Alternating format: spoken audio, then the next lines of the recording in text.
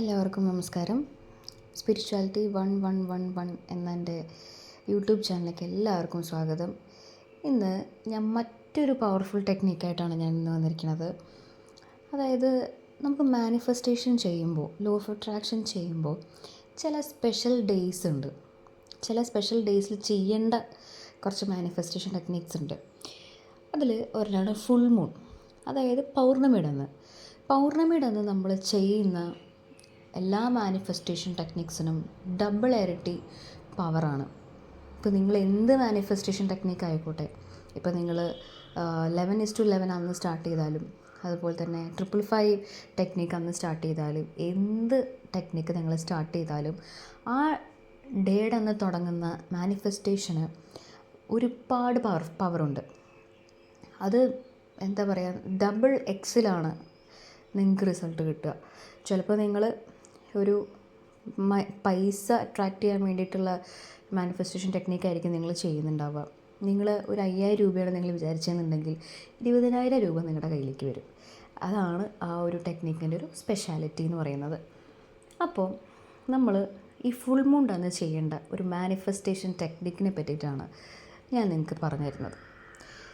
Full moon ആയിക്കഴിഞ്ഞ് കഴിഞ്ഞാൽ പൗർണമി, okay, നിങ്ങൾക്ക് ചന്ദ്രനെ കംപ്ലീറ്റ് ആയിട്ട് കാണാൻ പറ്റുന്നൊരു വിഷൻ, അതായത് ഒരു തടസ്സങ്ങളും ഇല്ലാതെ, അതായത് മരങ്ങളോ അങ്ങനെ ഒന്നുമില്ലാതെ, തടസ്സങ്ങളും ഒന്നുമില്ലാതെ കാണാൻ പറ്റുന്നൊരു പൊസിഷനിൽ ചന്ദ്രൻ എത്തുമ്പോൾ അത് നിങ്ങൾക്ക് നിങ്ങളുടെ വീടിൻ്റെ ഫ്രണ്ടിൽ നോക്കി കഴിഞ്ഞാൽ നിങ്ങൾക്ക് മനസ്സിലാവും. ചിലപ്പോൾ ഗേറ്റിൻ്റെ ഫ്രണ്ടിൽ നിന്ന് കഴിഞ്ഞാൽ നിങ്ങൾക്ക് ഒരു വിഷൻ കുഴപ്പമൊന്നുമില്ലാതെ നിങ്ങൾക്ക് കാണാനായിട്ട് സാധിക്കും. അപ്പോൾ അങ്ങനത്തെ ഒരു പൊസിഷനിൽ എത്തിക്കഴിഞ്ഞ് കഴിഞ്ഞാൽ നിങ്ങൾ കുറച്ച് മണ്ണെടുക്കുക, ഒരു മെഴുകുതിരി കത്തിച്ച് വയ്ക്കണം, അതേസമയം കുറച്ച് വെള്ളം വേണം. ഓക്കെ, മെഴുകുതിരി പച്ചയാവാം, ചുമപ്പാവാം, ഓക്കെ, വൈറ്റ് എടുക്കരുത്. പക്ഷേ ഏറ്റവും നല്ലത് റെഡ് കളർ ക്യാൻഡിൽസ് യൂസ് ചെയ്യുന്നതാണ് ഏറ്റവും ബെസ്റ്റ്. നിങ്ങൾ എഴുതേണ്ട ഇങ്ക് റെഡ് കളറായിരിക്കണം, അത് മസ്റ്റാണ്. അപ്പോൾ എന്തൊക്കെയാണ് ഞാൻ പറഞ്ഞത്? ഫുൾ മൂൺ ആയി കഴിഞ്ഞ് കഴിഞ്ഞാൽ ചന്ദ്രനെ വിഷൻ കിട്ടുന്ന ഒരു ഭാഗത്തോട്ട് നിങ്ങൾ നിൽക്കുക, ഓക്കെ. അതേസമയം കുറച്ച് മണ്ണെടുത്ത് സൈഡിൽ വയ്ക്കുക, കുറച്ച് വെള്ളം എടുത്ത് സൈഡിൽ വയ്ക്കുക, മെഴുകുതിരി ചുവപ്പ് കളറായിരുന്നാൽ അത്രയും നല്ലത്. ചുവപ്പ് കിട്ടിയില്ലെങ്കിൽ ഗ്രീൻ കളർ യൂസ് ചെയ്യുക. ഇത് രണ്ടെണ്ണം എന്തായാലും കമ്പൽസറിയാണ്. പിന്നെ നിങ്ങൾ എഴുതേണ്ടത് ചുവപ്പ് കളർ പേന കൊണ്ടാണ്. അപ്പോൾ ഇവിടെ സിംബലൈസ് ചെയ്യുന്നത് എന്താണ്? വായു, വെള്ളം, മണ്ണ്, ഇതൊക്കെയാണ് നമ്മളിവിടെ കാണിക്കുന്നത്. ഓക്കെ, യൂണിവേഴ്സിൻ്റെ ഒരു എലമെൻസ് ആണത്. അപ്പോൾ ഇത്രയും സാധനങ്ങൾ നിങ്ങളുടെ അടുത്തുണ്ടായിരിക്കണം, ഇത്രയും സാധനങ്ങൾ നിങ്ങളുടെ ചുറ്റും ഉണ്ടായിരിക്കണം.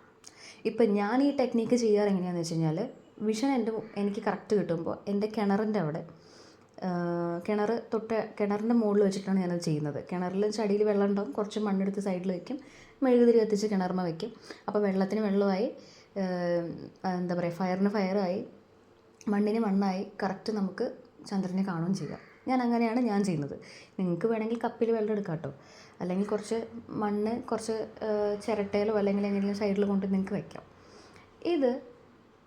ഇതെല്ലാം ആയതിനു ശേഷം നിങ്ങൾ നിങ്ങളുടെ ആഗ്രഹം, നിങ്ങൾക്ക് ഏറ്റവും കൂടുതൽ വേണ്ട ആഗ്രഹം, നിങ്ങൾക്ക് ഏറ്റവും ക്രേവിങ് ആയിട്ടുള്ള ആഗ്രഹം അതെന്താണെന്നുള്ളത് നിങ്ങൾക്ക് അറിയുണ്ടാവും അല്ലേ? ആ ഒരൊറ്റ ആഗ്രഹം നിങ്ങൾ എഴുതുക, അത് റെഡിങ് കൊണ്ട് എഴുതുക. ഇപ്പോൾ നിങ്ങൾക്കൊരു ഗവൺമെൻറ് ജോലിയാണ് നിങ്ങൾക്ക് ആഗ്രഹിക്കുന്നതെന്നുണ്ടെങ്കിൽ, എനിക്ക് I am so happy and grateful. എപ്പോഴും നിങ്ങൾ മാനിഫെസ്റ്റേഷൻ സ്റ്റാർട്ട് ചെയ്യുമ്പോൾ എപ്പോഴും ഈ 2 വേർഡ്സ് വെച്ചിട്ട് വേണം നിങ്ങൾ സ്റ്റാർട്ട് ചെയ്യാനായിട്ട്.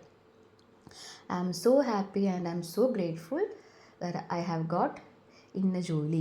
അത് ഏത് ഡിപ്പാർട്ട്മെൻറ്റാണെന്ന് കറക്റ്റ് സ്പെസിഫൈ തന്നെ ചെയ്ത് എഴുതണം. വെറുതെ ഒരു ഗവൺമെൻറ് ജോലിയല്ല. ഇപ്പോൾ നിങ്ങൾ ഏത് എക്സാംസിന് വേണ്ടിയിട്ടാണോ നിങ്ങൾ ട്രൈ ചെയ്യുന്നത്, നിങ്ങൾക്ക് നെക്സ്റ്റ് വരാനുള്ള എക്സാം ഏതാണോ അതൊക്കെ നിങ്ങൾക്ക് അറിയുന്നുണ്ടാവുമല്ലോ, അത് വെച്ചിട്ട് എഴുതുക. എനിക്ക് I am so happy and I am so grateful for that, എന്താണ് റീസൺ എന്ന് പറഞ്ഞ് എഴുതുക. ലാസ്റ്റ് എന്ത് എഴുതണം? ഏറ്റവും ഇമ്പോർട്ടൻ്റ് ആയിട്ടുള്ളൊരു കാര്യമുണ്ട്, താങ്ക് യു യൂണിവേഴ്സ്. അതല്ലെങ്കിൽ നിങ്ങൾക്ക് പൈസയാണ് വേണമെന്നുണ്ടെങ്കിൽ എന്താണ് നിങ്ങളെങ്ങനെയാണ് പറയേണ്ടത്? I am so happy and I am so grateful that my account is credited with 50,000 rupees.